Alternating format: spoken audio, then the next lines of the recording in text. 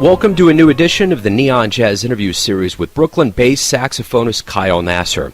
He took some time to talk about his latest 2018 CD called Persistent Fancy. This Massachusetts native and graduate of both Harvard and Berklee has been in New York City since 2010, playing at venues like Blue Note, Smalls, and he's toured the United States and South America, sharing the stage with jazz luminaries like Jim Hall, Hank Jones, Joe Lovano, Dave Douglas, and many others. Please get to know him and dig this interview, my friends. Kyle, thanks for taking a minute out for Neon Jazz, man. I appreciate it. It's a pleasure. So let's talk about your latest CD, Persistent Fancy. And, it talks about expanding on the concepts of melody and sound. There's so much going on kind of in what you would call a suite. So my question to you is this. How did this concept come about, and how do you feel about this album? I think the concept came about just kind of as a logical extension of what I was trying to do with my first record. I'd been listening to a lot of I went through a period, a while ago where I was just, listening to only jazz, and then I expanded to listen to lots of different kinds of music. So I was listening to a lot of classical music, a lot of rock music, a lot of sort of funk and soul music. And I think a lot of those things found their way into my music, and I was trying to write like long form pieces and make my group sound like an orchestra almost, be able to have like a variety of textures and make it sound, bigger than it was. And, while incorporating timbres and textures and rhythms from different kinds of music. And then with this album, I tried to expand on that, so I added an alto sax, and I added some synthesizers, and the guitar added some synth sounds and different textures and sounds to try to expand on that concept. Very happy with the way it came out. How do you view each album? Do you view it as kind of an imprint of what you're doing at the time? Do you see it as kind of this jazz walk that you're progressing down a path? How do you view each one? Yeah, I think there's a mixture of documentation and, an attempt to make something that works as a cohesive whole. So I think it's important to every now and then document whatever you're doing. Both groups that I've been recording with recently, we try to do, document it once every year or 2 years. But it also has to make sense as an album, We actually recorded some material for this one that didn't make it just because I didn't think it fit on the album when I was listening back to it. So let me ask you this. Let's go back to the beginning of your life growing up in Massachusetts. Talk to me about how you got into music and more specifically how you got into jazz.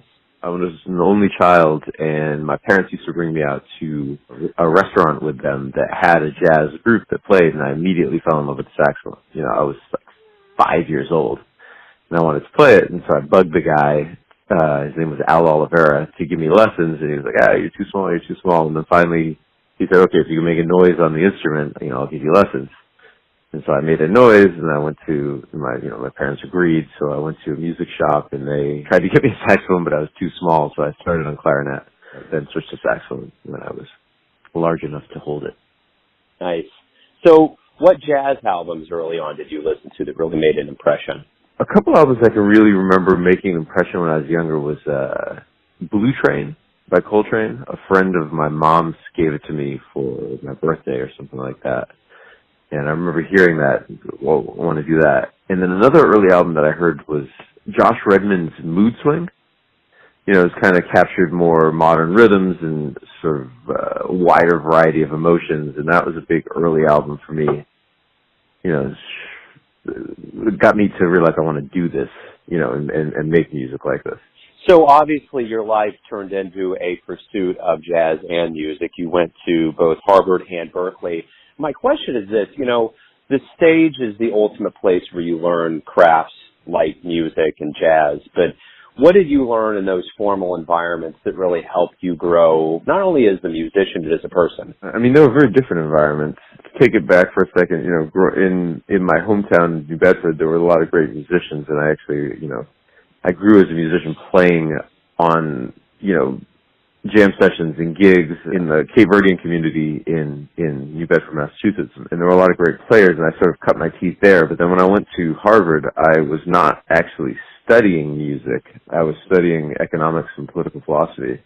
But I kept playing, and there were a lot of good musicians that I played with there, and I kind of matured intellectually there and, got into literature and got into philosophy and art at a deeper level. So I think that helped my understanding as a human being. And then when I went to Berklee, I was able to dive into music. And I actually studied a lot of classical composition at Berklee, which they have a really great program there. And then obviously just playing all the time.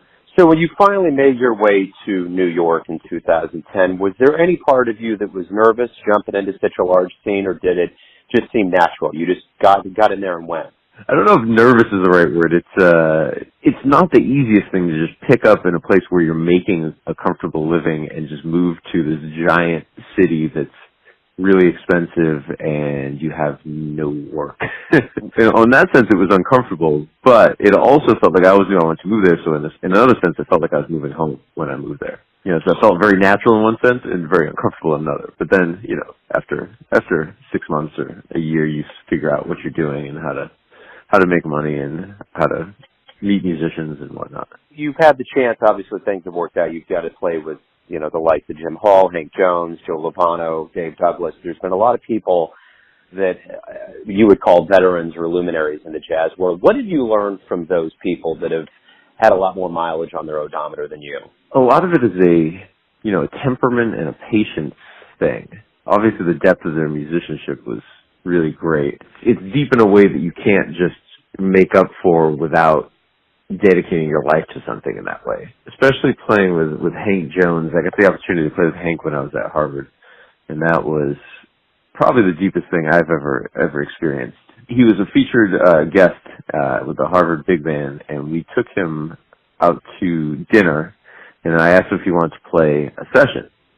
We had a performance the next day. He agreed to play a session, so I picked him up in a cab, and he had a bunch of music. He was like, I brought some stuff I thought we could try out.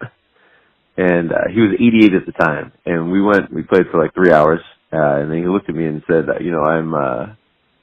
I'm getting a little tired. I'd like to go home and get practicing in before bed at my hotel room. And I was like, practicing? He said, oh yeah, I always travel with a keyboard with me so I can stay in shape, and for the concert tomorrow I want to make sure I can review all the material and practice a little bit. And, as an 88-year-old master, hearing that was that was pretty much a decision that, made me want to really pursue this. See somebody 88 that into their job. How many accountants do you find at that age? Well, that's kind of the perfect story to kind of lead into my next question. As you look on your life being kind of reflective, and you have a long road ahead of you, how do you feel about how everything's worked out for you up to this point in your career as a jazz musician? I'm very grateful for the opportunities I've had and the music I've been able to make and the musicians I've been able to play with. So not that I'm going to rest on anything anytime soon. I just want to keep making music. That's my goal. I mean, I guess my goal going into music was just to be able to come up with an aesthetic and realize it and be able to document that. And, having been able to do that is very rewarding. I hope I keep, expanding and being able to play better venues and get better tours and whatnot. But, I'm very happy with what's happened so far. One thing that teaches us quite a bit about, music and how it works is seeing live shows. What live jazz shows have you seen that have really left an impression on you? So many. I guess early on, I saw, when I was in high school, I used to drive up to Boston to catch shows at Regatta Bar and the Berklee Performance Center. And one early show, I saw a Chick Corea's new trio around 1999, sometime around then. And I remember just seeing these guys just absolutely dazzling on their instruments was really an incredible experience. And I remember also seeing Joe Lovano and Jim Hall. Joe's one of my all-time favorite musicians and definitely saxophonists. And I saw the two of those guys play at Regatta Bar, and that was also a really, formative early experience to see the way that they were, creating spontaneously with each other. Another thing was that used to really inspire me when I was in high school days was I used to go down to Providence to catch Hal Crook, who's a famous trombone player and pedagogue. He actually just retired from Berklee, and I was able to study with him when I was at Berklee. But he used to play with more of a free jazz-leaning quartet at this place called AS 220. The music that they were playing kind of mystified me, wanted me to sort of find out more about what they were doing. I guess one more class to do a different genre. I saw it was a double bill at the Boston Symphony Orchestra, and I saw the Brahms Double Concerto and Bruckner's Seventh Symphony together in one bill, and that was a revelation. Can't even say. In New York, there's great shows every night of the week in every neighborhood. Yeah, You can be continually inspired. But those are some early concerts that sort of had an impact on me. cool. So you've dedicated your life to jazz. My question is this: why do you love jazz? It's the only thing that's ever grabbed my attention, intellect, and emotions in this way. Other than saying that, I'm not really sure how to answer that. I don't know. It just grabs me in a particular way from the first time I heard it, and it still continues to. Sometimes I hear some musicians, I'm tired of jazz, and I'm exploring different things, and I've just never had that feeling. Yeah, I can't stop listening and playing jazz. I don't think I could give it up. So this is my final question for you. Everyone has a perception of you or who they think you are, your family, your friends, and your fans, but you know who you are. So tell me, who do you think you are? That's an extreme. Maybe you should ask the other people. Right. That's a very, very hard question to answer. I'm just somebody that's trying to say something through music, trying to express an aesthetic, a personality, and always try to understand more. I always trying to learn more about literature or philosophy or music composition, not take anything quite too seriously. Great answer, man. Kyle, thank you for taking a minute out for Neon Jazz. I appreciate it. Thank you so much for having me on. Thanks for listening and tuning in to yet another Neon Jazz interview, where we give you a bit of insight into the finest players in Brooklyn, Kansas City, and spots all over the world, giving fans all that jazz. And thanks to Kyle for his music, his time, and his stories. If you want to hear more interviews, go to Famous Interviews with Joe Domino on the iTunes Store. Visit neonjazz at youtube.com. And for everything Neon Jazz, go to the neonjazz.blogspot.com.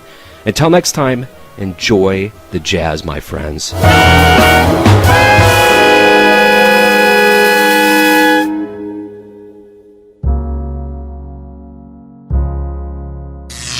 Neon Jazz.